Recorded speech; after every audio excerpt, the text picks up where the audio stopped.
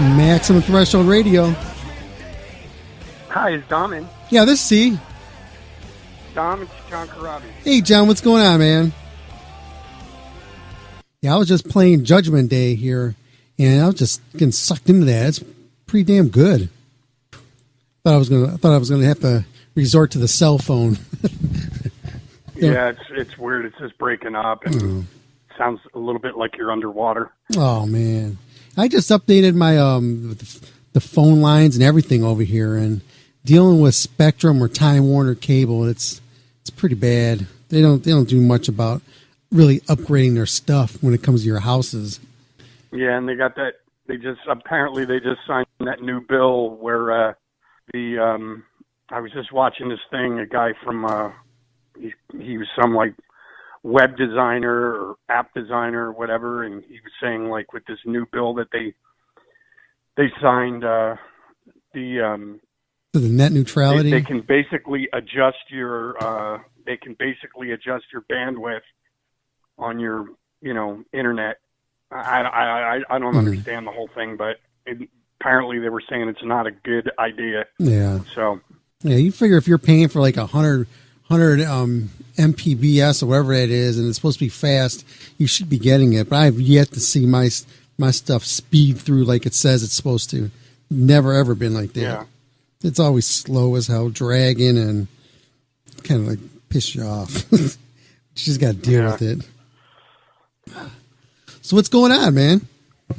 Nada, man. Just hanging out, and actually, to be quite honest with you, I just finished trying to pull a fence down at my house. Yeah.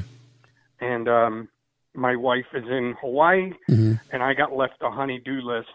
So I know that is. I'm just trying to get rid of this chunk of fence that we had in our backyard that we both been wanting to get rid of. So I went out and I got most of it done, and I got a couple more poles to remove, and I just said, screw it, I'll finish it tomorrow.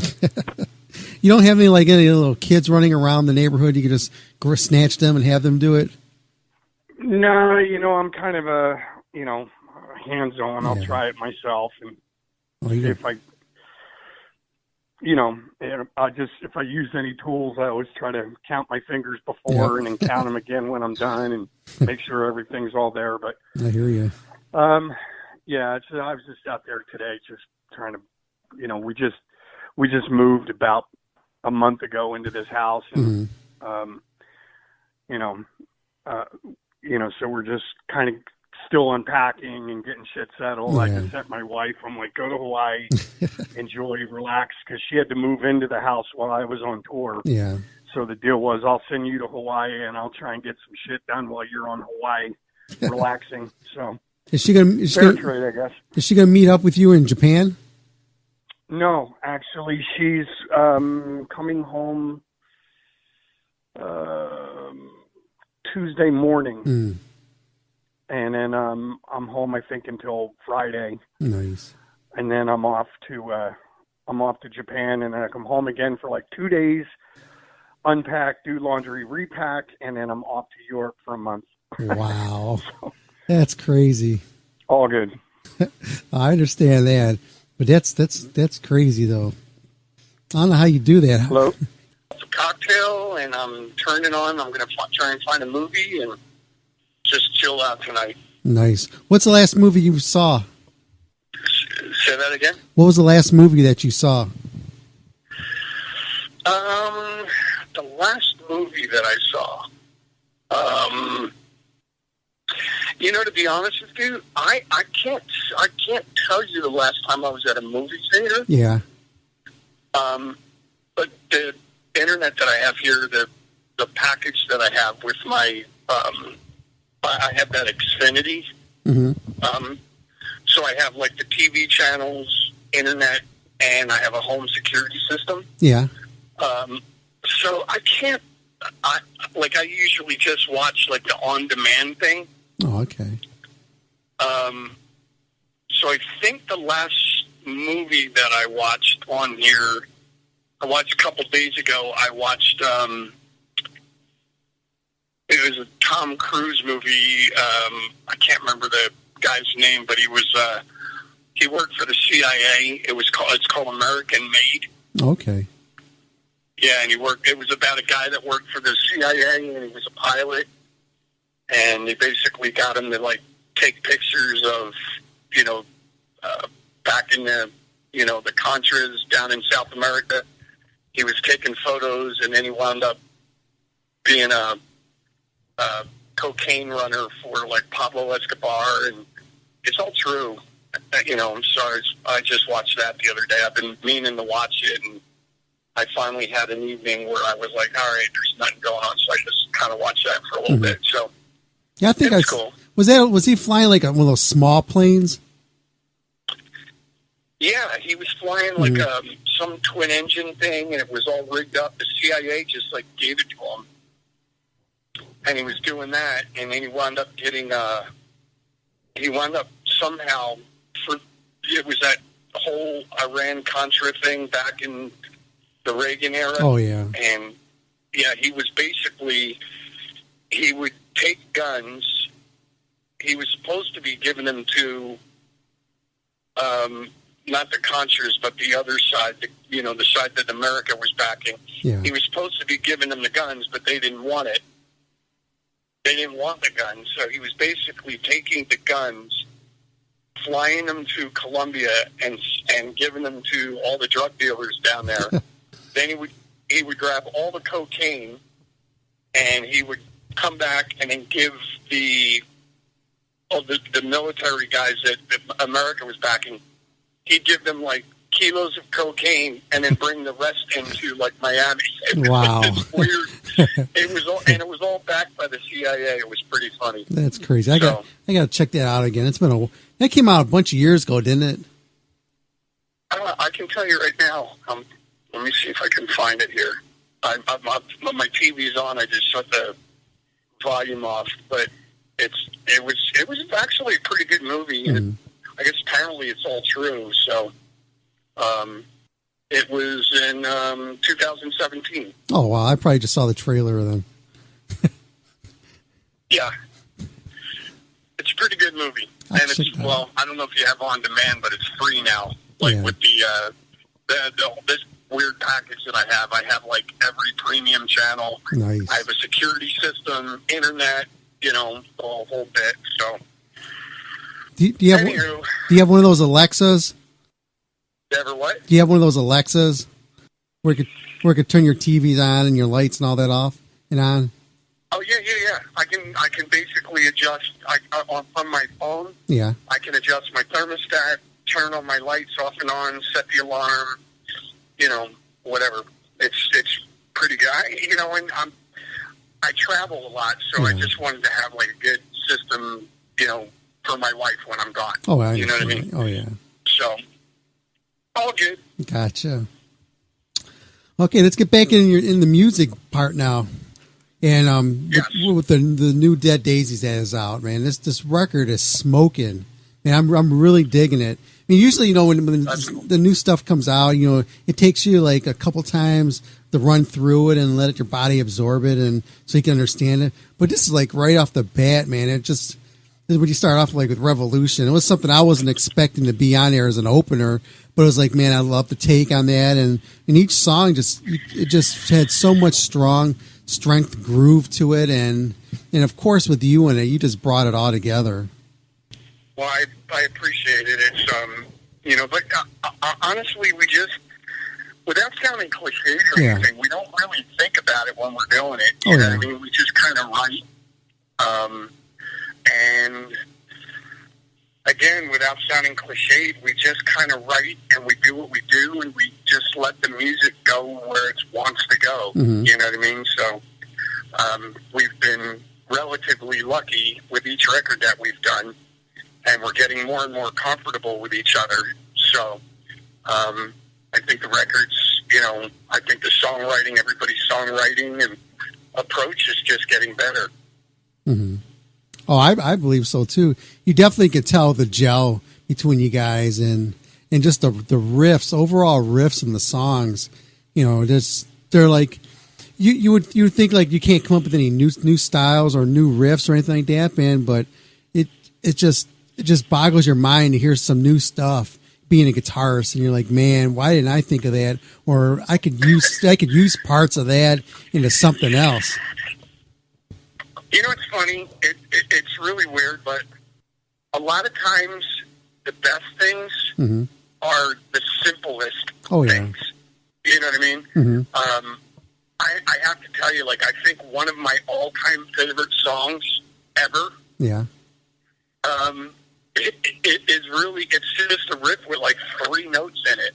And it's called Misty Mountain Hop by Led Zeppelin. Oh, yeah.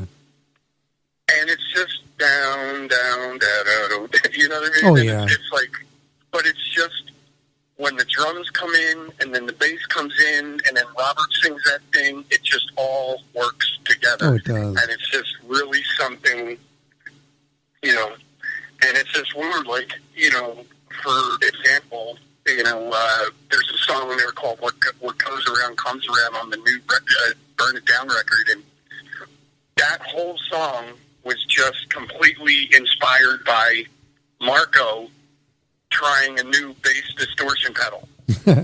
And he just started playing that riff on a fluke, and we're like, dude, what is that? And he's like, well, you know, I don't know. I'm just jamming. We're like, no, dude, that riff is great. You know, and we immediately just jumped on it and pretty much mapped it out in a span of a couple of hours. Yeah. And it's just, you know, that's what I'm saying. Like, we just kind of let things go the way they're going to go, you know, and it's all, you know, I don't know. There's no rhyme or reason to songwriting and being creative, or, you know, what works or what doesn't work, you know. When you're putting the songs together, do you guys like sit around the piece of songs together, or you guys just jamming and just record it and then you put the lyrics to it later? Basically what we do is we all sit around in a room with, first what we do is we all come in and we'll have riff ideas. Yeah. Or like a cool chord progression. And we, you know, record them. We don't finish them because we all kind of contribute anyway. So we'll just kind of get a riff, throw it on our phone or computer, and we all get into a room together with acoustic guitars, and everybody just starts showing their ideas. And the ones that everybody's drawn to, like that one with Marco, everybody heard it, including Marty, and they were like, dude, that sounds awesome. Whatever that is, let's, you know, and we'll just work on them together. And we kind of get a map, and we'll start with melody ideas. And we just kind of start scatting melody ideas, just enough for us to go, okay, that would be a cool verse, this would be a cool chorus, and we map it out. And then once it's mapped out, we, you know, we just put it aside, we move on to the next one. And then we come into the studio, and we're all together, everybody's in the same room, and we just start tracking the ideas and putting them down. And while the guys are doing that, I'm still scatting melodies and building like a melody. And we'll get it on tape.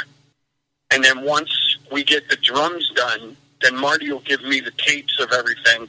And then I'll go off into another room, and sometimes with the help of one or two guys or all the guys, and I'll just start knocking lyrics out and trying to develop the melodies even more.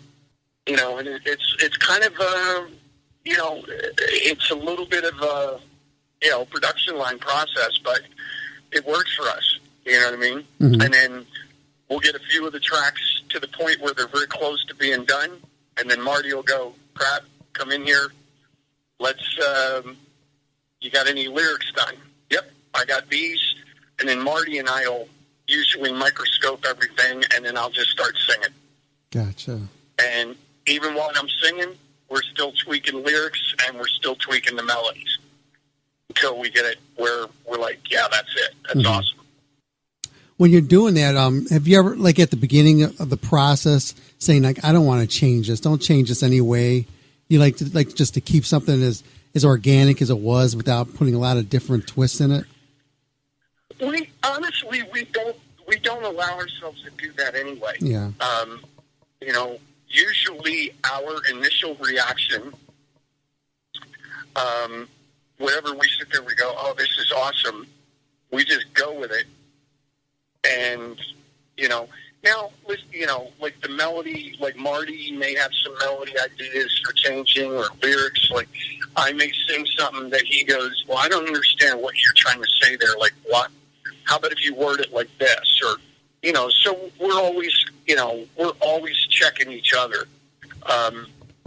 But we usually go. We don't put a lot of stuff on it, man. It's like we want to kind of keep it rock and roll, keep it to the point where,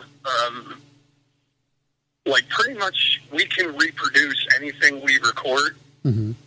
We like to keep it so that we can reproduce it live and not have the audience sit there and go, "Something's missing. Oh, yeah. What am I not hearing?"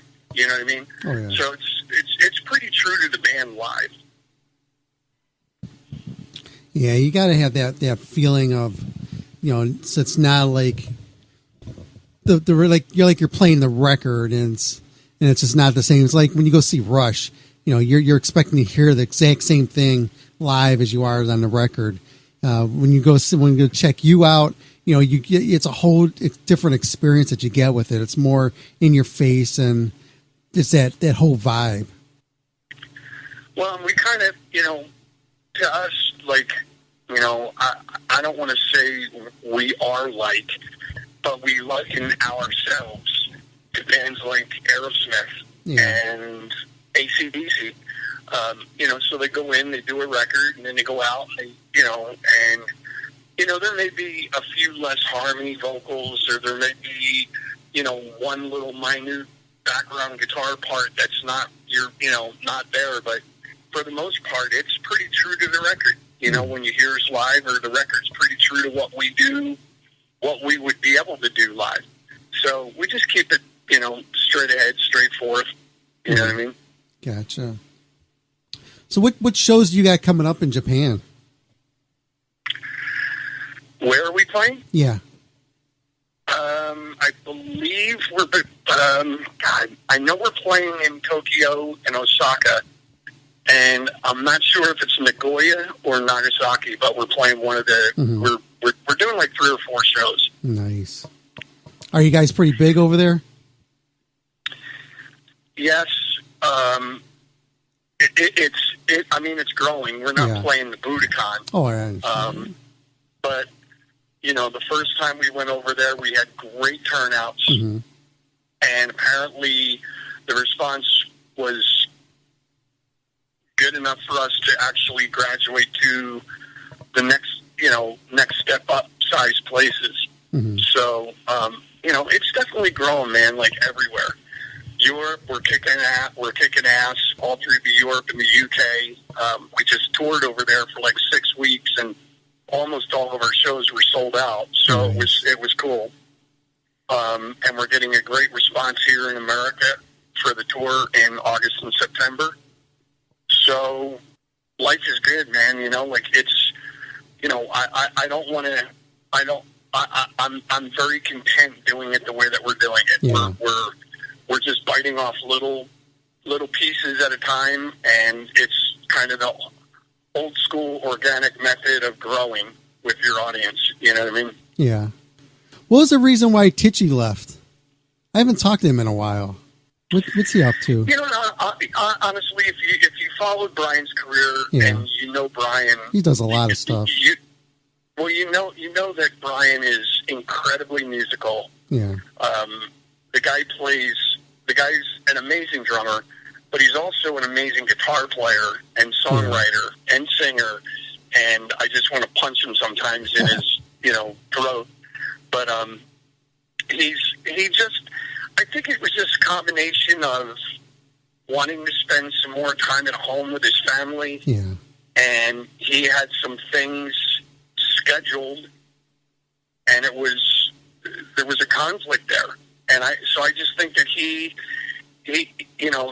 between wanting to do his own solo record, wanting to spend more time with his family, and just not traveling as much, I think he just kind of was like, you know, I'm done. I think he just wanted to come and, stay home and, just kind of be closer to home and recording his solo record. Yeah. So now he's just doing he'll just go do little weekend runs here and there or whatever, fill in for other people. So. Yeah, I didn't know what he was up to. I've followed him for such a long time, and then just like the last couple of months, I just dropped out of it a while. I haven't been on Facebook or anything like that in a while. And so I was just curious. Then when I saw Dean was with you guys, I'm like, man, Dean fits in great, man. And he's looking so much better than he did a couple of years ago. And I'm glad he's with you guys, and he's got a nice little change going on there. Dean's a great dude. Yeah, he's a great player. He's really upbeat, positive, funny. He gives a good joke, takes a good joke. Yeah. You know what I mean? And he's a great singer, too. Oh, yeah, so having him on board has just done nothing but bolster all the backing vocals. So it's pretty awesome. Mm-hmm.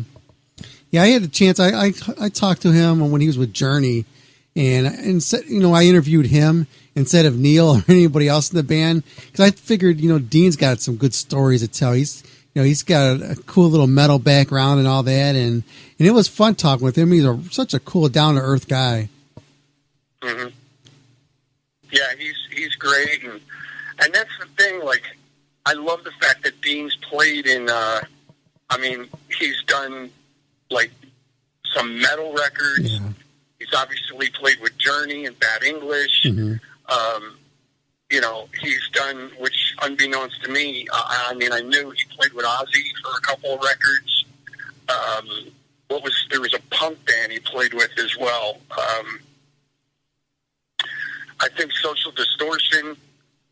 You know what I mean? Oh, so he's kind of all over the map. He's really well versed in a lot of different types of music. So, when you talk to him about a song idea, there's not too much he's not going to understand. I hear you. Let's see. I got a couple questions here. I just got text. They want to know, did you get any call from Rat to sing with them? Did I get a call from Rat? Yeah. No, I didn't. You know what? I did that, and I love those guys, Yeah. but that's a bit of a dysfunctional nightmare that I don't want any part of. You know what I mean? Yeah. I love those guys. I love Steven, Mm-hmm. Juan, Warren, Carlo, all those guys. Yeah. They're all great dudes, but they've been as dysfunctional can be since, it's for just forever. Yeah. And it's just, you can only take so much. Honestly, that was why I left. Mm-hmm. And they couldn't understand it, but when I was in the band, the last record deal they had with Roadrunner, they got the deal when I was in the band. Oh, wow. And they started talking about doing a record, and I just went, yeah, I'm going to tap out right about now. I'm out. Yeah. And I left. And everybody thought I was crazy, and I'm like, no, I honestly, I love those guys, Mm-hmm. but they can't get through a fucking rehearsal. I can't imagine being in a studio with those guys for a year. They'll kill each other. So I just left. Yeah. How about Mick Mars? Got any talks about getting with him? No, I did the 2 songs with him. Yeah. I did the 2 songs that he asked me to do, and then there was, we were talking about possibly doing more. But, honestly, at the end of the day, my schedule with the Daisies has been ridiculous. Yeah. And then when I'm not working with the Daisies, I'm doing my own solo thing. So, I was just like, I don't want to do something and not be able to give it 100%, So, and Mick understood. He said he appreciated my candor, and I'm just like everybody else, man. I know a few of the people that he's working with, and I'm as excited to hear it as everybody else is. So let's see here. I just got a couple more things here, and we'll let you get going. But Michael Strong, the guy who does the show with me here also as well, he wanted me to send his love to you. So we'll be checking you out when you get to Cleveland area again. Well, I'm looking forward to getting back up there, and I've done some acoustic stuff in and around the area over the last couple of years, but I'm looking forward to playing the Agora. I think it's going to be a lot of fun, man. Yeah, you'll like the Agora. They just remodeled that place. AEG put in over $1 million in that building. They decked it out. That's awesome. It's got air conditioning. Well, I can't wait to see it. Oh, it's nice. They redid the whole place. It's outstanding. I think the last time that I was in that building, my wife at the time, we're divorced now, was on a tour called the Cuddy Sark Rock the Boat Tour. And I want to say that she was at the Agora with, it was Seven Dust, and was it Seven Dust and Dope? Or it was no. It was Dope. Oh God, what was the name of that band? Crazy Girl. They had a song called Crazy Girl. Whatever, but they were there, and I was playing somewhere nearby on the other side of the river, and I was in this club playing with Rat, and somebody went, I go, hey man, where's the Agora? And they're like, it's right there, dude. I'm like, and so I got in a car and I went over and I met her. I called her and I said, hey, I'm literally right across the river from you. Or I think there's a river there right next to it, right? Yeah. Yeah, so I literally went over the bridge and down to the Agora, and I hung out with her for a few minutes, and and then she went her way and I went my way. So it was funny. That was probably 2001 or 2. Yeah. Yeah, it's been a while. Yeah, last time I saw you played over here, I think it was Peabody's. Was that with my band or acoustically? That was acoustically. Yeah, it's weird, man. I've played so many places in Ohio. It's like I can't even remember them all. Well, it's nice to see you. The world needs more John. They need more of you out there. Hopefully, I'll be there. Well, I know I'll be there with the Daisies in August, and then hopefully in October and early next year, I can come back and do some more acoustic shows or play with my solo band. So nice. Let's see here. What is the favorite song off your new release? That's such a hard question. Yeah. And everybody wants to know what my favorite song is, but it kind of varies every day. It's like whatever mood I'm in. But I think across the board, lyrically, just from a lyrical point of view, I would have to say Resurrected. And then I love the ballad as well, Set Me Free. So yeah. What song would you like me to play for everybody after we're done here? Let's play. Let's play Rise Up. Okay. I just played that one right before you called in. All right. Well, if you want to do a different one, then let's do. I believe our next single on the record is coming out. We got a video coming out on June 22nd. So the next single is a song called Dead and Gone. Gotcha. So let's play that one. Okay, I'll do that. You want to talk about this song? Any details on it? Well, honestly, it's just it's actually kind of it's got a great groove to it, and it's just one of those songs. I think for me, it's one where you put the top down and you pop the CD in and you get to that song and you just crank it. And the lyrics are just, it's about living your life and people that judge you on things that you do. But you're just like, man, listen, I'm just having fun I'm doing my thing. I ain't hurting anybody. Leave me alone. You know what I mean? Yeah. So. Okay, man. John, how can people get a hold of your music? Well, they can go to thedeaddaisies.com. There's all of our tour dates are there, music, merch, whatever they want for that. Or they can go to, they can also go, if they want any of my solo stuff, they can go to johncorabimusic.com. Nice. I'll put all the links out there and do what I do. Both the Dead Daisies and myself, we're all on Instagram, Twitter, Facebook, so we're out there. Sounds good. John, can you do us a quick favor? Yep. Can you do a promo ID for our radio show, Maximum Threshold? We haven't had one of these since 2010. Is it Maximum Threshold? Radio. Okay. Tell me when. Whenever you're ready. Okay. Hey guys, this is John Corabi from the Dead Daisies, and you are listening to Maximum Threshold Radio.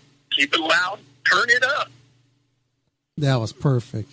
John, hey, I want to thank you very much for being on the show again, and man, stay in touch, man. And, me and Michael always try to check you out whenever you're in town, or Michael hits you up when he's going to, all around this nation for doing crazy shows. So he runs into you too as well.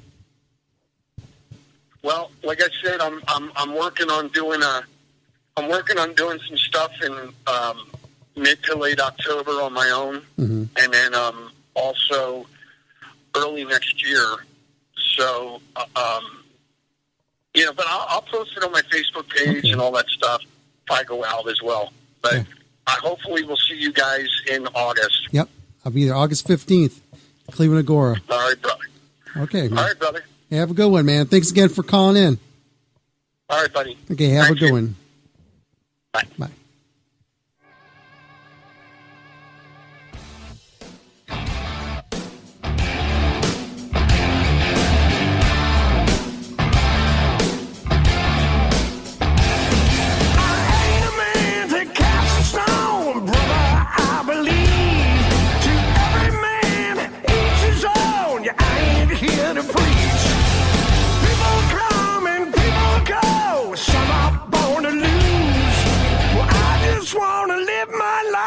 Live the way I choose. Let the devil be my witness to everything I've done. 'Cause it ain't nobody's business, and I'm not the only one. Let me hear you say, yeah, yeah. Come on, yeah, yeah.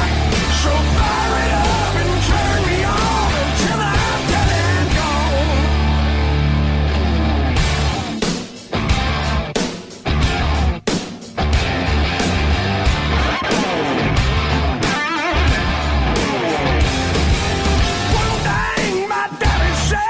When I was just a boy, let no man take from you things that bring you joy. From that day on, I have my own, and then